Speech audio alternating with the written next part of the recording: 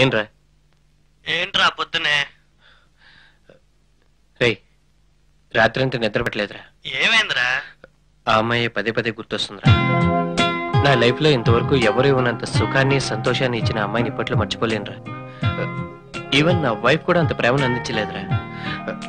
అసలు తను గుర్తొస్తేనే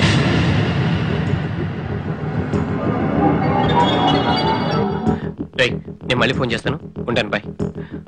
రేయ్, రూమ్ లోకి వచ్చే ముందు డోర్ నాక్ చేసి రావాలని తెలీదా? ఏంటి అలా చూస్తున్నావు? ఏంటి అలా చూస్తున్నావు? వినేసావా? మొత్తం వినేసావా?